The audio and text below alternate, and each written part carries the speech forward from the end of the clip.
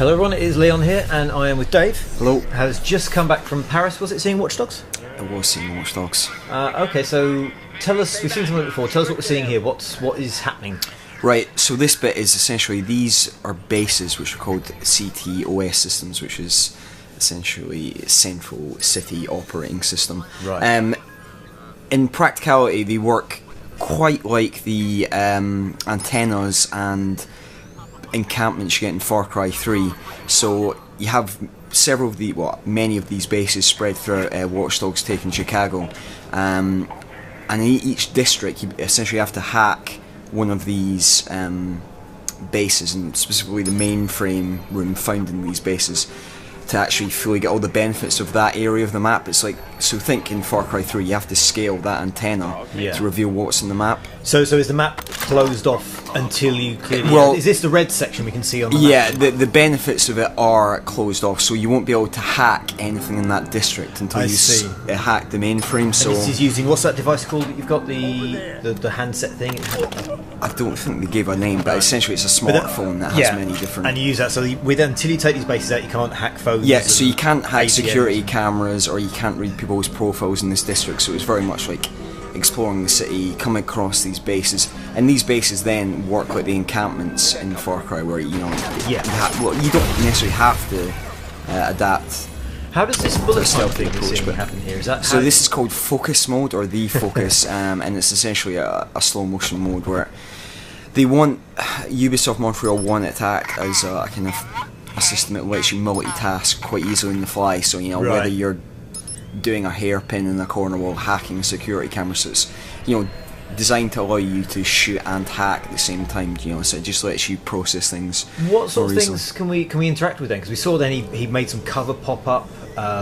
He made something explode. I think he might have shot that. So essentially, you can almost interact with any electronic device in the city, be that Wi-Fi hotspots or security cameras or people's smartphones. Can you leap then? He seemed to be like he leapt to a camera he could see. So if you can see it, you can hack it. Yeah, essentially, as soon as you've hacked into the mainframe of a CTOS base, you essentially can have access to any electronic device in that district when you come across it.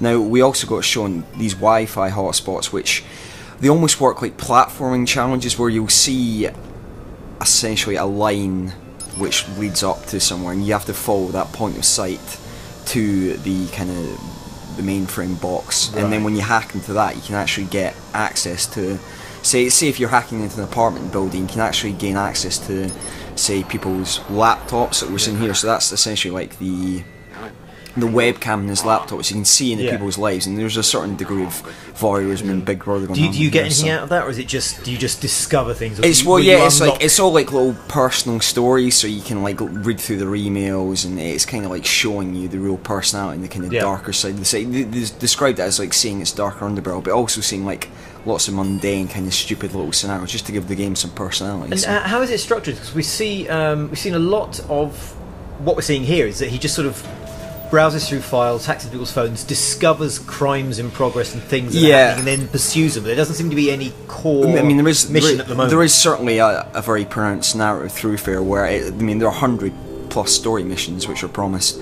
but the key thing that Jonathan Marin, who's the creative director in the game, was emphasising is a word he kept coming back to: systemic. Which essentially, and I hate this word, it's all about emergent gameplay. But this is a lot of what they're showing off, isn't it? You see, the previous demo, you saw the woman being attacked by the husband, and you just sort of find things as you explore. I think this is a big part of what the Disruption engine, which is the engine they built for Watch Dogs over the last 4 years, is really being tailored to, especially in next gen. It's all about creating a world where you feel like you're constantly reacting to organic events that will never play out the same way. So, in essence, it's about going up to a guy, and in one version of it, he might have a different story. So his stats might be different than another player's, and he might get involved in a crime that might be somewhat different from someone else's game. So it's all about It's all about avoiding scripting at all possible costs. Do we know anything about the main character? We're seeing a car chase here. We'll see some of the focus time takedowns in the car in a moment, but he seems to be kind of quite murky. We see him saving people 1 minute and then robbing a gun store the next. What is his kind of... So yeah, it's Aiden Pearce. Ubisoft described him as like a vigilante who's a bit of a paranoid obsessive. He starts with starts off surveilling his family because he wants to protect them from an event that's happened in his past, and then that kind of paranoia stretches out from watching his family to watching his block to watching his district to watching his neighbourhood to watching the whole city. Right, so it's all kind of, it's a level of like paranoia which is all based on like hacking and the surveillance system that's tied into his family. So. And it's one of the PS4 games we've seen the most of so far. I mean, what are your thoughts on it as a kind of indication of the next generation? Yeah, I mean, I think it's going to be a very pretty game that gives us a lot of kind of small detail and divergent possibilities that weren't possible in PS3. Brilliant, thank you very much.